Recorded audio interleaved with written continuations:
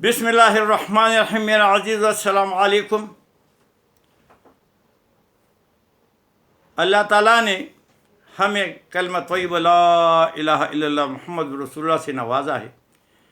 دنیا میں اللہ نے جتنے نعمت انسان کو دی سب سے بہترین نعمت یہی ہے. اس دنیا سے اس کلمے کے ساتھ کوئی گیا بس وہ کامیاب، اور اس کے بغیر کوئی گیا خواہ اس کو کتنی خوشی ملی وہ ناکام. اللہ تعالیٰ نے ہمیں دین دیا ہے اور دین کی محنت بھی دی ہے.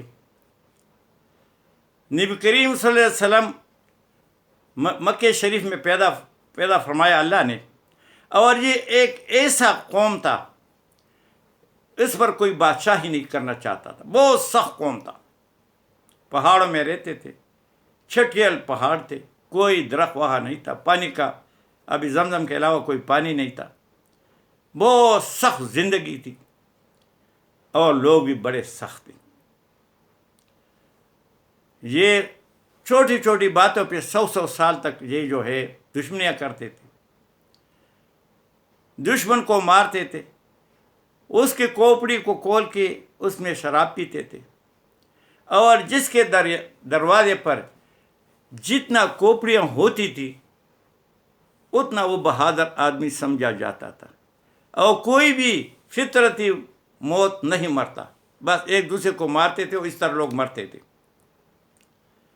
اور اللہ نے اس قوم کو منتخب کیا، اس سخت قوم کو، اور اللہ نے نبی کریم صلی اللہ علیہ وسلم کو ایسے ساتھی دیے کہ نبی کریم صلی اللہ علیہ وسلم نے فرمایا کہ میرے صحابہ ساتھی وہ ستاروں کے مانند ہے جو جس کو پیچھے جائے گا منزل کو پائے گا، پھر وہ اونچے مقام پہ پہنچے اور ان کی وہ برائیاں جو ہے اللہ تعالیٰ نے اچھائی میں بدل دی.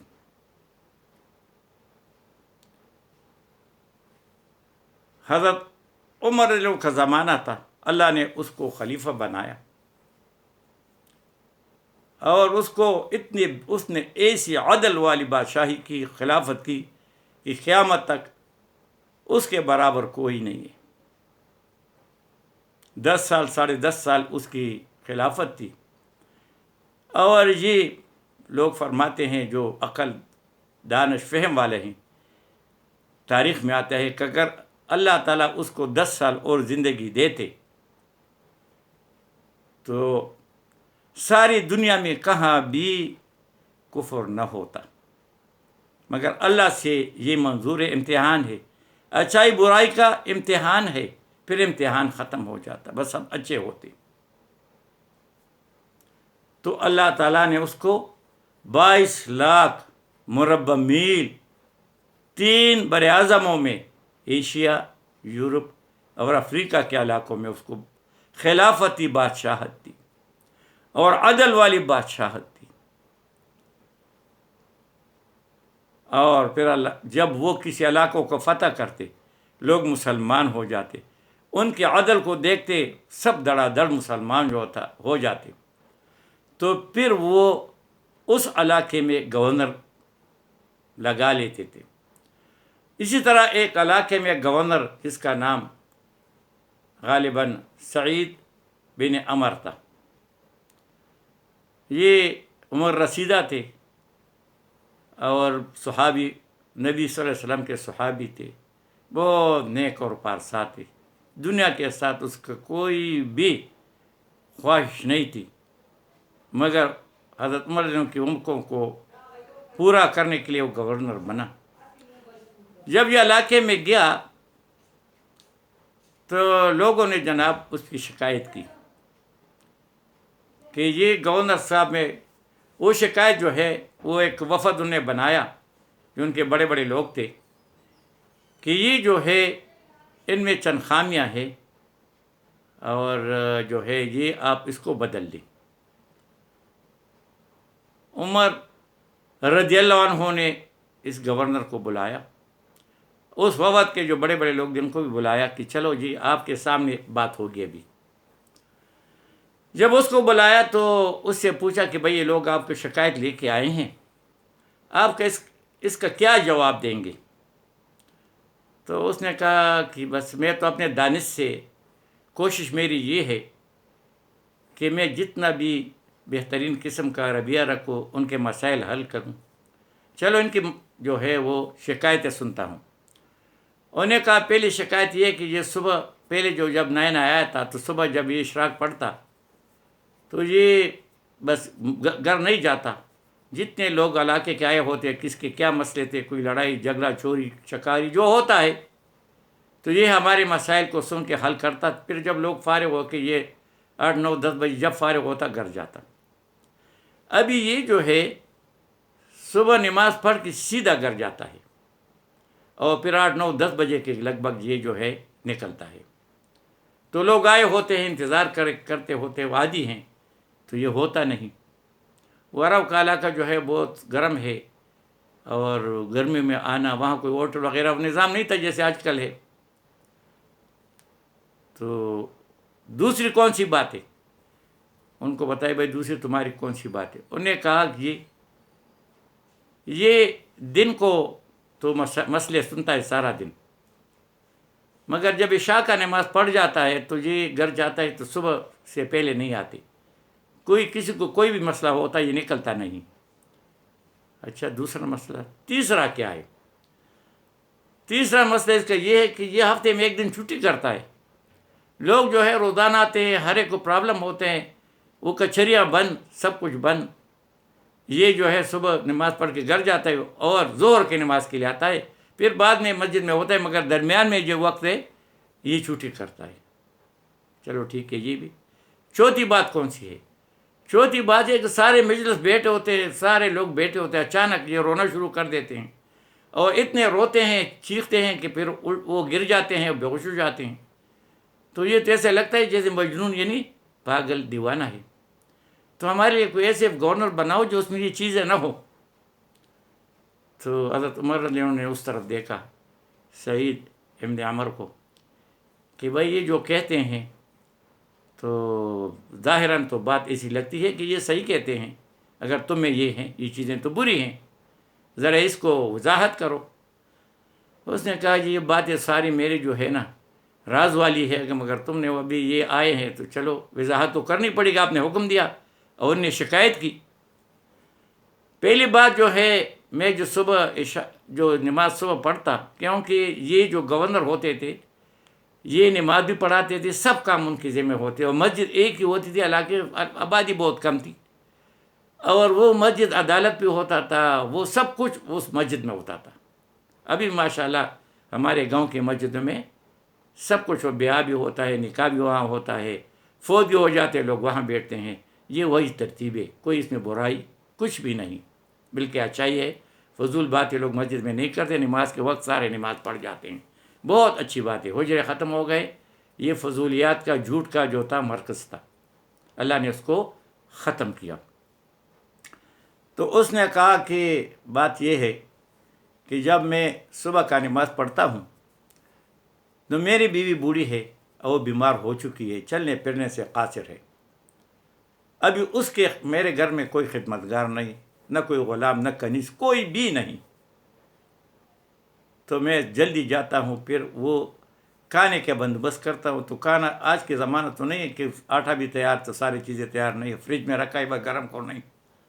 وہ تو آٹا بھی گوند بھی خود لیتے تھے، اس کو پیستے بھی تھے، سارے وقت گزرتا تھا. یہ بھی خود بھی بوڑھے تھے، آرام آرام سے کرتے. تو وہ کھانا تیار کر کے اس کو بھی کھلاتا ہوں، خود بھی کھاتا ہوں. تو وہ 9 10 بج جاتے، اس زمانے کے حساب سے گھڑیاں تو نہیں تھی. تو اتنا وقت ہو جاتا ہے تو پھر میں مسجد میں آتا ہوں. جب ان سارے نے سنا تو سب رو پڑے کہ ہم نے غلط شکایت کی. یہ تو ٹھیک آدمی ہے بھائی، کون سا گورنر ہوگا؟ ماشاءاللہ ہمارا بھی گورنر ہاؤس ہے، ہزاروں کے حساب سے وہ کنالوں میں ہے، ہزاروں اس میں نوکر ہیں، مزے ہیں. کوئی گورنر کا کیا کام؟ یہ پرابلم سلوشن والا نہیں، پرابلم کریٹر ہے.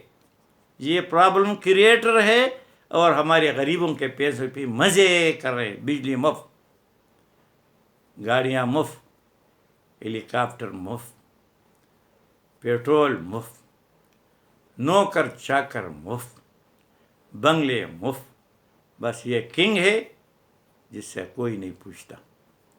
اللہ ہم سے، اللہ ان کو ابھی دعا لوگ کرتے ہیں مسجد میں، اللہ ان سب کو، ہمارے جتنے صاحب اقتدار ہے ان کو مشرف کی بیماری لگائے کہ وہ لوگوں کو صرف دیکھتا رہے، نہ ہاتھ ہلا سکتے ہیں اور نہ پیر ہلا سکتے. اللہ نے سب کو دکھایا ان کو. تو پھر کیا ہوا؟ دوسرا سوال بھائی آپ کے، اس کا جواب دو. تو اس نے کہا جی میں نے جو ہے دن یہ عوام کو دی ہے، ان کے مسائل سنوں گا، فیصلے کروں گا. رات جو ہے میری اللہ کی ہے، میں عبادت ساری رات کرتا ہوں، تلاوت کرتا ہوں، نفلیں پڑھتا ہوں، اور وہ عشاء سے لے کے صبح کے اذان تک. نہ وہ دن کو پتہ نہیں سوتا کس وقت تھا، آرام کس وقت کرتا. یہ وہ قوم تھا جس پر کوئی حکومت نہیں کرنا چاہتا تھا، اور یہ وہی نبی کریم صلی اللہ علیہ وسلم کی صحبت کا اثر تھا. پھر ویسے نبی نے فرمایا کہ میرے صحابہ ستاروں کے مانند ہے، جو اس کو پیروی کرے گا منزل کو پہنچے گا. منزل کون سا ہے؟ جنت اور کامیابی ہے. اللہ ہمیں بھی نصیب کرے اور ہمیں بھی یہ پیروی نصیب کریں. پھر اس نے کہا تیسرا سوال کہ بھئی ہفتے میں چھٹی کیوں کرتے؟ لوگوں کے مسئلے بہت زیادہ ہوتے ہیں، وہ دور دور سے آتے ہیں، صحرا میں رہتے ہیں، اور تم گھر میں ہوتے ہو، نکلتے نہیں ہو. اس نے کہا جی یہ بھی بڑا راز ہے، مگر چلو جو آپ بتاتے ہیں تو وہ بھی بتا لوں گا. تو اس نے فرمایا صحابی نے کہ میرے پاس ایک ہی قمیص ہے. عرب لوگ جو ایک قمیص پہنتے، ایک ہی لمبا سا قمیص ہو، کہ میرے پاس ایک ہی قمیص ہے، اور میں ہفتے میں ایک دن اس کو دھوتا ہوں، اور پھر میں جو کوئی چھوٹا سا چادر ہوتا ہے بیوی کا، اس کو نیچے اوڑھ لیتا ہوں. تو اسی حالت میں کس طرح باہر نکلوں گا؟ میرے پاس تو میں ننگا ہوتا ہوں. تو ہم نے دروازہ بند کیا ہوتا ہے، کوئی کٹکھٹائے جو بھی کرے اس وقت تک میں باہر نہیں نکل جب تک وہ خوش نہ ہو جائے اور میں پہن لوں. آج کل ہمارے غریب کے گھر میں بھی 10 جوڑے تو ہر ایک کے ہیں، 20 اور 25 اور 30. اللہ معاف کرے، یہ اسراف میں آتا ہے، بالکل اسراف میں آتا ہے. اللہ ہمیں اسراف سے بچائے. ان المبذرین اخوان الشیاطین، اللہ فرماتے ہیں اسراف کرنے والے شیطان کے بھائی ہے. اسراف اس کو کہتے ہیں 10 روپے میں کام چلا سکتے ہیں تو 1000 کیوں خرچ کرے؟ اللہ اس سے بچائے. یہ اخوان الشیاطین ہے، شیطان کے بھائی ہیں. تو بھائی جس طرح شیطان ہے، یہ بھائی بھی شیطان ہو گیا نا. اس نے کہا یہ بھی ٹھیک ہے. پھر اور بتاؤ، سارے رو پڑے جتنے شکایت کنندے آئے تھے. اس نے کہا چوتھی نمبر وہ بتائیں کہ وہ کیا ماجرا ہے. تو چوتھی نمبر پر اس نے فرمایا، استغفر اللہ، چوتھا نمبر بھول گیا. یہ ہماری جو عمر ہے، ڈائمنشیا ہے، اللہ اس کو معاف کرے. تو وہ چوتھی نمبر چلو یاد آ جائے گا. تو اللہ نے جو ہے ان کو ایسی دنیا میں چمکائے.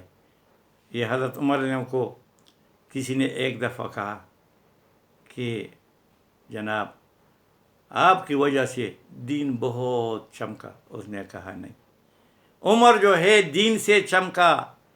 جب میں نوجوان تھا تو میں اونٹ لے جاتا تھا تو وہ چرا نہیں سکتا تھا، تو جو واپس آتا تو مجھے والد مارتا، برا بلا کہتا کہ تم اونٹ تک نہیں چرا سکتے، تم کیا کر سکو گے بڑے ہو کر.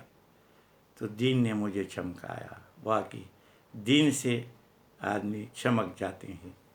تو بس بات یہ ہے بھائی کہ ہماری جو ہے یہ زندگی بہت کم ہے، اور اس کو عیش و عشرت میں نہ گزاریں. یہ نبی کریم صلی اللہ علیہ وسلم کے جو اعمال ہے اس کے مطابق گزاریں. جتنے صحابہ کرام ہیں ان نے اس پر پورا عمل کر کے ہمیں دکھایا. تو یہ چھوٹی چھوٹی باتیں نہیں ہیں، یہ بڑی باتیں ہیں. یہ یہاں یہ زندگی بہت توڑی ہے، بہت توڑی ہے، مگر آخرت جو ہے وہ ختم ہونے والا نہیں. اس کے لیے تیاری اس زندگی میں کرنی ہے. موت سے پہلے کرنی ہے، اور موت کب آئے گا کس کو پتہ نہیں۔ یہ جلوس میں جو لوگ گئے تھے، اور یہ ان کو اس وقت پتہ نہیں تھا کہ ہم مریں گے، اور موت ان کا انتظار کر رہا تھا، اور واپس ان کے ٹکڑے ٹکڑے گھروں کو لے آئے۔ یہ بھائی اللہ کا فیصلہ ہے، اور ہم جو ہے ہر وقت ہمیں موت کے لیے تیار رہنا چاہیے۔ تو اللہ نے ہمیں موقع دیا ہے، یہ موقع فرماتے ہیں کہ جب تک سانس ہے تو چانس ہے، سانس ختم چانس ختم۔ تو یہ جو بھی ہم سانس لیتے ہیں، سانس اندر جاتی ہے تو ہم اللہ کا شکر ادا کریں، اللہم لک الحمد لک شکر۔ پھر باہر جاتی ہے، پھر یہی پڑھنا چاہیے۔ تو اللہ تعالیٰ جو ہم موت آئے گی، وہ موت انشاءاللہ کامیابی والی موت ہوگی۔ وما علینا الا البلاغ۔